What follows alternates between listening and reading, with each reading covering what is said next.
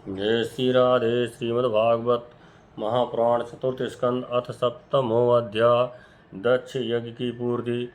श्री मैत्री जी कहते हैं, महाभाव विदुर जी, ब्रह्मा जी के इस प्रकार प्रार्थना करने पर भगवान शंकर ने प्रसन्नतापूर्वक हंसते हुए कहा, सुनिए। श्री महादेव जी ने कहा, प्रजापति, भगवान की माया से मोहित हुए दक्ष जैसे ना समझो के अपराध की ना तो मैं चर्चा करता हूँ और न याद ही। मैंने तो केवल सावधान करने के लिए ही उन्हें थोड़ा सा दंड दे दिया। दक्ष प्रजापति का सिर जल गया है, इसलिए उनके बकरे का सिर लगा दिया जाए। भगवत देव मित्र देवता के नेत्रों से अपना यज्ञ भाग देखें। भगवत देव मित्र देवता के नेत्रों से अपना यज्ञ भाग देखेंगे। पूसा पिसा हुआ अन्न खाने वाले हैं, वे उसे यजमान के दांतों से भक्षण करें तथा अन्य सब देवताओं के अंग प्रत्यंग भी स्वस्थ हो जाएं, क्योंकि उन्हें यज्ञ से बचे हुए पदार्थों को मेरा भाग निश्चित किया है। क्योंकि उन्होंने यज्ञ से बचे हुए पदार्थों को मेरा भाग निश्चित किया है। अधर अधर्व अधर्व्यूर अधर्व्यू आदि यज्ञिकों में से जिनकी भुजाएं टूट गई हैं, वे अश्विनी कुमार की भुजाओं से, और जिनके हाथ नष्ट हो गए हैं वे पूषा के हाथों से काम करें तथा भृगु जी के बकरे किसी दाढ़ी मूछ हो जाए। श्री मैत्री जी कहते हैं, वत्स विदुर, तब भगवान शंकर के वचन सुनकर सब लोग प्रसन्न चित्त से धन्य धन्य कहने लगे। फिर सभी देवता और ऋषियों ने महादेव जी से दक्ष की यज्ञशाला में पधारने की प्रार्थना की, और तब वे उन्हें तथा ब्रह्मा जी को साथ लेकर वहाँ गए, और वहाँ जैसा जैसा भगवान शंकर ने कहा उसी प्रकार सब कार्य करके उन्होंने दक्ष की धड़ से यज्ञ पशु का सिर जोड़ दिया। दक्ष की धड़ से उसका सिर जोड़ दिया। सिर जोड़ने जाने पर रुद्रदेव की दृष्टि पड़ते ही दक्ष तत्काल सोकर जागने के समान जी उठे और अपने सामने भगवान शिव को देखा। दक्ष का शंकर की काली माँ से कलुषित हृदय उनका दर्शन करने से शरतकालीन सरोवर के समान स्वच्छ हो गया। उन्होंने महादेव जी की स्तुति करनी चाहिए, किंतु अपनी मरी हुई बेटी सती का स्मरण हो आने से स्नेह और उत्कंठा के कारण उनके नेत्रों में आंसू भर आए। उनके मुख से शब्द न निकल सका। प्रेम से बृहल परम बुद्धिमान प्रजापति ने जैसे तैसे अपने हृदय के आवेग को रोककर विशुद्ध भाव से भगवान शिव की स्तुति करनी आरंभ की। दक्ष ने कहा, भगवान, मैंने आपका अपराध किया था, किंतु आपने उसके बदले में मुझे दंड के समान शिक्षा देकर बड़ा ही अनुग्रह किया है। अहो आप और श्रीहर तो आचारहीन नाम मात्र के ब्राह्मणों की भी उपेक्षा नहीं करते, फिर हम जैसे यज्ञ आदि करने वालों को क्यों भूलेंगे। विभो, आपने ब्रह्मा होकर सबसे पहले आत्मतत्व की रक्षा के लिए अपने मुख से विद्या तप व्रतादि के धारण करने वाले ब्राह्मणों को उत्पन्न किया था। जैसे चरवाहा लाठी लेकर गौओं की रक्षा करता है, उसी प्रकार आप उन ब्राह्मणों की सब विपत्तियों से रक्षा करते हैं। मैं आपके तत्व को नहीं जानता था, इसी से मैंने भरी सभा में आपको अपने बागवानों से भेजा था, किंतु आपने मेरे उस अपराध का कोई विचार नहीं किया। मैं तो आप जैसे पूज्यतम महान भावों का अपराध करने के कारण नारकाद नीच लोगों को मैं गिरने वाला था, परंतु आपने अपनी करुणाभरी दृष्टि मुझे दोबारा उबार लिया। अब भी आपको प्रसन्न करने योग्य मुझे में कोई गुण नहीं है, बस आप अपने ही उदारतापूर्ण बर्ताव से मुझ पर प्रसन्न हो। श्री मैत्री जी कहते हैं, आज तो शंकर से इस प्रकार अपना अपराध क्षमा कराकर दक्ष ने ब्रह्मा जी के कहने पर उपाध्याय ऋध्वज आदि की सहायता से यज्ञ कार्य आरंभ किया। तब ब्राह्मणों ने यज्ञ संपन्न करने के उद्देश्य से रुद्रगढ़ संबंधी भूत पिशाचों के संसर्ग जनित दोषों की शांति के लिए 3 पात्रों में विष्णु भगवान के लिए तैयार किए हुए सुपुरोडास नामक चरु का हवन किया। विदुर जी उस हवि को हाथ में लेकर खड़े हुए अधूर्य के साथ यजमान दक्ष ने ज्यों ही विशुद्ध चित्त से श्री हरि का ध्यान किया, त्यों ही सहसा भगवान वहाँ प्रकट हो गए। बृहत्येवं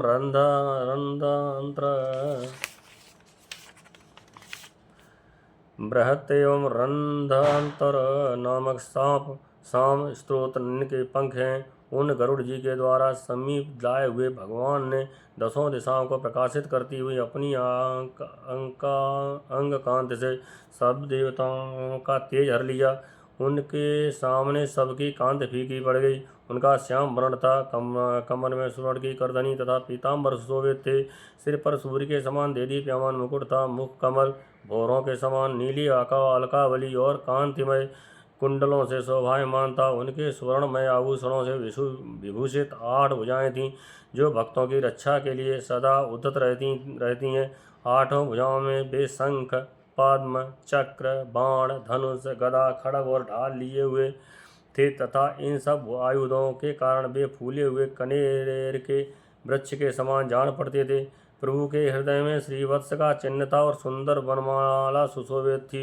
वे अपने उदार हास और लीलामय कटाक्ष से सारे संसार को आनंदमय कर रहे थे। पार्षद गण दोनों और राजहंस के समान सफ़ेद पंखे और चंवर ढुला रहे थे। भगवान मस्तक पर चंद्रमा के समान शुभ्र छत्र शोभा दे रहा था। भगवान पधारे हैं यह देखकर इंद्र, ब्रह्मा और महादेव जी आदि देवेश्वरों सहित समस्त देवता, गंधर्व और ऋषि आदि ने सहसा खड़े होकर उन्हें प्रणाम किया। उनके तेज से सबकी कांत फीकी पड़ गई, जिह्वा लड़खड़ाने लगी। वे सब के सब सक पका गए और मस्तक पर अंजलि बांधकर भगवान के सामने खड़े हो गए। यद्यपि भगवान की महिमा तक ब्रह्मा आदि की मति भी नहीं पहुँच पाती, तो भी भक्तों पर कृपा करने के लिए दिव्य रूप में प्रकट हुए श्री हरि को वे अपनी अपनी बुद्धि के अनुसार स्थित करने लगे। सबसे पहले प्रजापति दक्ष एक उत्तम पात्र में पूजा की सामग्री ले नंद सुनांदादि पार्षदों से घिरे हुए प्रजापतियों के परम गुरु भगवान यज्ञेश्वर के पास गए और अति आनंदित हो विनीत भाव से हाथ जोड़कर प्रार्थना करते हुए प्रभु के शरणापन्न हुए। दक्ष ने कहा, भगवान, अपने स्वरूप में आप बुद्धि की जग्रादादि संपूर्ण अवस्थाओं से रहित, शुद्ध, चिन्मय, भेद रहित, अतीव निर्भय हैं।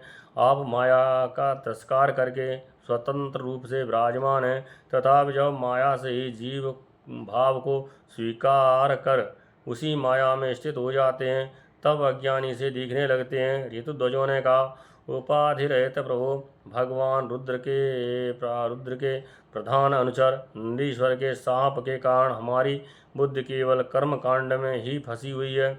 अतएव हम आपके तत्व को नहीं जानते, जिसके लिए इस कर्म का यही देवता है, ऐसी व्यवस्था की गई है।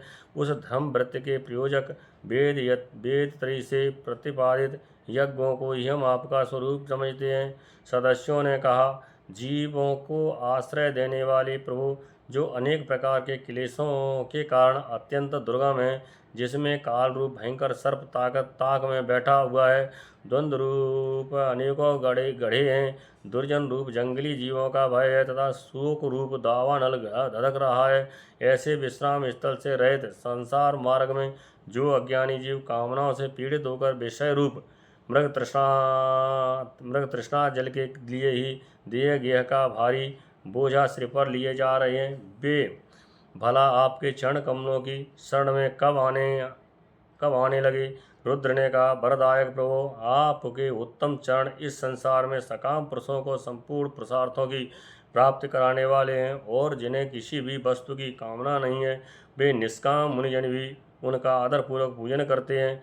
उनमें चित्त लगा रहने के कारण यदि अज्ञानी लोग मुझे आचार भ्रष्ट कहते हैं, तो कहें, आपके परम अनुग्रह से मैं उनके कहने सुनने का कोई विचार नहीं करता। भृगु जी ने कहा, आपकी गहन माया से आत्मज्ञान लुप्त हो जाने के कारण जो अज्ञान निद्रा में सोए हुए हैं, वे ब्रह्मा देहधारी आत्मज्ञान में उपयोगी आपके तत्व को अभी तक नहीं जान सके। ऐसे होने पर भी आप अपने शरणागत भक्तों के तो आत्मा और सहृदय हैं, अतः आप मुझ पर प्रसन्न हुए। ब्रह्मा जी ने कहा, प्रभु, पृथक पृथक पदार्थों को जाने वाली इंद्रियों के द्वारा पुरुष जो कुछ देखता है, वह आपका स्वरूप नहीं है, क्योंकि आप ज्ञान, शब्दादि विषय और स्रोतादि इंद्रियों के अधिष्ठान हैं, ये सब आप में अध्यस्त है। अतएव आप ही मायामय प्रपंच से सर्वथा अलग हैं। इंद्र ने कहा, अच्युत, आपका यह जगत को प्रकाशित करने वाला रूप देवद्रोहियों का संहार करने वाली 8 भुजाओं से सुशोभित है, जिनमें आप सदा ही नाना प्रकार के आयु धारण किए रहते हैं। ये रूप हमारे मन और नेत्रों को परम आनंद देने वाला है। यज्ञों की पत्नियों ने कहा, भगवान ब्रह्मा जी ने आपके पूजन के लिए इस यज्ञ की रचना की थी, परंतु दक्ष पर कुपित होने के कारण इसे भगवान पशुपति ने अब नष्ट कर दिया है। यज्ञ मूर्ति शमशान भूमि के समान उत्साहहीन हुए हमारे उस यज्ञ को आप नील कमल की सी कांति वाले अपने नेत्रों से निहार कर पवित्र कीजिए। ऋषियों ने कहा, भगवान, आपकी लीला बड़ी ही अनोखी है, क्योंकि आप कर्म करते हुए भी उनसे निर्लेप रहते हैं। दूसरे लोग वैभव की भूख से जिन लक्ष्मी जी की उपासना करते हैं, वे स्वयं आपकी सेवा में लगी रहती हैं, तो भी आप उनका मान नहीं करते, उनसे निष्प्रह रहते हैं। सिद्धों ने कहा, प्रभु, यह हमारा मन रूप हाथी नाना प्रकार के क्लेश रूप दावानल से दग्ध एवं अत्यंत तृषित होकर आपकी कथा रूप विशुद्ध अमृतमयी सरिता में घुसकर गोता लगाए बैठा है। वहाँ ब्रह्मानंद में लीन सा हो जाने के कारण उसे ना तो संसार रूप दावानल का ही स्मरण है और ना वह उस नदी से बाहर ही निकलता है।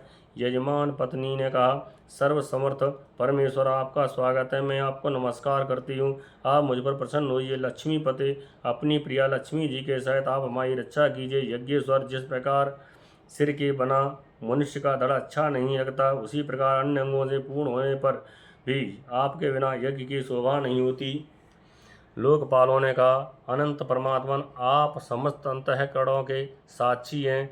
यह सारा जगत आपके ही द्वारा देखा जाता है, तो क्या मायिक पदार्थों को ग्रहण करने वाली हमारी इन नेत्रों आदि इंद्रियों से कभी आप प्रत्यक्ष हो सके हैं? वस्तुतः आप हैं तो 5 भूतों से पृथक, फिर भी 5 भौतिक शरीर के साथ जो आपका संबंध प्रतीत होता है, वह आपकी माया है। योगेश्वर ने कहा, प्रभु, जो पुरुष संपूर्ण विश्व के आत्मा आप में और अपने में कोई भेद नहीं देखता, उससे अधिक प्यारा आपको कोई नहीं है। तथा भक्तवत्सल, जो लोग आप में स्वामी भाव रखकर अनन्य भक्ति से आपकी सेवा करते हैं, उन पर ही आप कृपा कीजिए।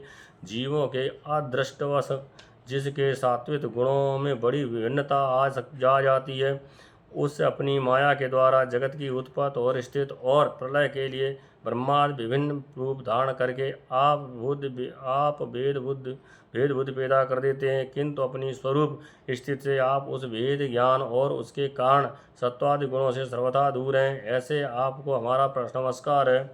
ब्रह्मस्वरूप वेद ने कहा, आप ही धर्मादि की उत्पत्ति के लिए शुद्ध सत्व को पीकर स्वीकार करते हैं, साथ ही आप निर्गुण भी हैं। अतएव आपका तत्व ना तो मैं जानता हूँ और न ब्रह्मादि कोई और भी जानते हैं। आपको नमस्कार है। अग्निदेव ने कहा, भगवान, आपके ही तेज से प्रज्वलित होकर मैं श्रेष्ठ यज्ञों में देवताओं के पास घृत मिश्रित हवि पहुँचाता हूँ। आप साक्षात यज्ञ पुरुष हैं। यज्ञ की रक्षा करने वाले अग्निहोत्र आदर्श पौर्णमास, चातुर्मास और पशु सोम, ये 5 प्रकार के यज्ञ आपके ही स्वरूप हैं। तथा आश्रवय, आस्तु, श्रोष्ठ, यजे, ये यजामहे और वष्ट, इन 5 प्रकार के यजुर्मंत्रों से आपका ही पूजन होता है। मैं आपको प्रणाम करता हूँ। राधे।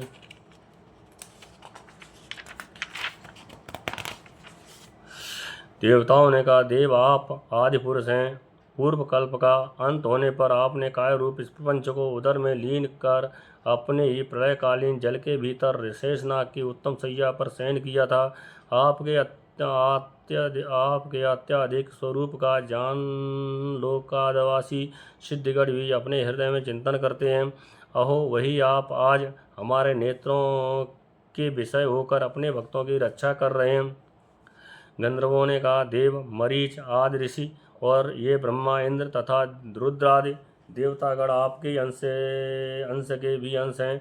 महत, ये संपूर्ण विश्व आपके खेल की सामग्री है। नाथ, ऐसे आपको हम सर्वदा प्रणाम करते हैं। विद्याधरों ने कहा, प्रभु, परम पुरुषार्थ की प्राप्ति के साधन रूप इस मानव देह को पार पाकर भी जीव आपकी माया से मोहित होकर इसमें मैं मेरेपन का अभिमान कर लेता है। फिर वह दुर्बुद्ध अपने आत्मियों से तिरस्कृत होने पर भी असत विषयों की ही लालसा करता रहता है। किंतु ऐसी अवस्था में भी जो आपके कथामृत का सेवन करता है वह इस अंतःकरण के मोह को सर्वथा त्याग देता है। ब्राह्मणों ने कहा, आप भगवान, आप ही यज्ञ हैं, आप ही हवि हैं, आप ही यज्ञ हैं, स्वयं आप ही मंत्र हैं, आप ही समधि हैं, कृषा और यज्ञ पात्र हैं, तथा आप ही सदस्य ऋत्वज यजमान और उसकी धर्मपत्नी देवता अग्निहोत्र स्वधा सोमरस घृत और पशु हैं। वेद मूर्ति यज्ञ और उसका संकल्प दोनों आप ही हैं। पूर्व काल में आप ही अति विशाल बराह रूप धारण कर रसातल में डूबी हुई पृथ्वी को लीला से ही अपने दाणों पर उठाकर इस प्रकार निकाल लाए थे जैसे कोई गजराज कमलिनी को उठा लाए। उस समय आप धीरे धीरे गरज रहे थे और योगीगण आपका ये अलौकिक प्रसार देखकर आपकी स्तुति करते जाते थे। यज्ञेश्वर, जब लोग आपके नाम का कीर्तन करते हैं तब यज्ञ के सारे विघ्न नष्ट हो जाते हैं। हमारा यह यज्ञ स्वरूप सत्कर्म नष्ट हो गया था, अतः हम आपके दर्शनों की इच्छा कर रहे हैं। अब आप हम पर प्रसन्न होइए। आपको नमस्कार है। श्री मैत्री जी कहते हैं, भैया विदुर, जब इस प्रकार सब लोग यक्षरक्षक भगवान ऋषिकेश की स्तुति करने लगे तब परम चतुर दक्ष ने रुद्र पार्षद वीरभद्र के ध्वंस किए हुए यज्ञ को फिर आरंभ कर दिया। सर्वंतर्यामी श्री हरि यों तो सभी के भागों के भोक्ता हैं तथा त्रिकपाल पुरोड़ा स्वरूप अपने भाग से और भी प्रसन्न होकर उन्होंने दक्ष को संबोधन करके कहा, श्री भगवान ने कहा, जगत का परम कारण मैं ही ब्रह्मा और महादेव हूँ। मैं सबका आत्मा, ईश्वर और साक्षी हूँ तथा स्वयं प्रकाश और उपाधि शून्य हूँ। स्वयं प्रकाशक और उपाधि शून्य हूँ। विप्रवर, अपनी त्रिगुणात्मिका माया को स्वीकार करके मैं ही जगत की रचना, पालन और संहार करता रहता हूँ और मैंने ही उन कर्मों के अनुरूप ब्रह्मा, विष्णु और शंकर ये नाम धारण किए हैं। ऐसा जो भेद रहित विशुद्ध परम ब्रह्म स्वरूप मैं ही हूँ, उसी में अज्ञानी पुरुष ब्रह्मा, रुद्र तथा अन्य समस्त जीवों को विभिन्न रूप से देखता है। जिस प्रकार मनुष्य अपने सिर, हाथ आदि अंगों में ये मुझसे भिन्न है ऐसी बुद्धि कभी नहीं करता, उसी प्रकार मेरा भक्त प्राण मात्र को मुझसे भिन्न नहीं देखता। ब्रह्मन, हम ब्रह्मा, विष्णु और महेश्वर तीनों स्वरूपतः एक ही हैं और हम ही संपूर्ण जीव रूप हैं। अतः जो हमसे कुछ भी भेद नहीं देखता वही शांत प्राप्त करता है। श्री मैत्री जी कहते हैं, भगवान के इस प्रकार आज्ञा देने पर प्रजापतियों के नायक दक्ष ने उनका त्रकपाल यज्ञ के द्वारा पूजन करके फिर अंगभूत और प्रधान दोनों प्रकार के यज्ञों से अन्य सब देवताओं का अर्चना किया। फिर एकाग्रचित हो भगवान शंकर का यज्ञ शेष रूप उनके भाग से यजन किया तथा समाप्ति में किए जाने वाले उदवासान नामक कर्म से अन्य सोमपाई एवं दूसरे देवताओं का यजन कर यज्ञ का उपसंहार किया और अंत में ऋत्वजों के सहित अवभृद स्नान किया। फिर जिन्हें अपने पुरुषार्थ से ही सब प्रकार की सिद्धियां प्राप्त थीं, उन दक्ष प्रजापति को तुम्हारी सदा धर्म में बुद्ध रहे ऐसा आशीर्वाद देकर सब देवता स्वलोक को चले गए।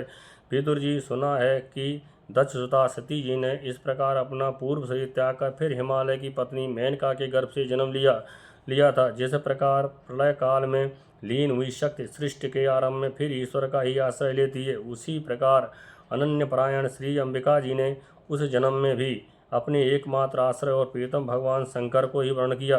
विदुर जी, दक्ष यज्ञ का विध्वंस करने वाले भगवान शिव का ये चरित्र मैंने बृहस्पति जी के शिष्य परम भागवत उद्धव जी के मुख से सुना था। कुरुनंदन श्री महादेव जी का ये पावन चरित्र यश और आयु को बढ़ाने वाला तथा पाप पुण्य को नष्ट करने वाला है। जो पुरुष भक्ति भाव से इसका नित्य प्रति श्रवण और कीर्तन करता है वह अपनी पाप राशि का नाश कर देता है। इत श्रीमद्भागवते महापुराणे परमहंसायां संहितायां चतुर्थ स्कंदे दक्ष यज्ञ संधानम नाम सप्तमो अध्याय समाप्त। जय जय श्री राधे।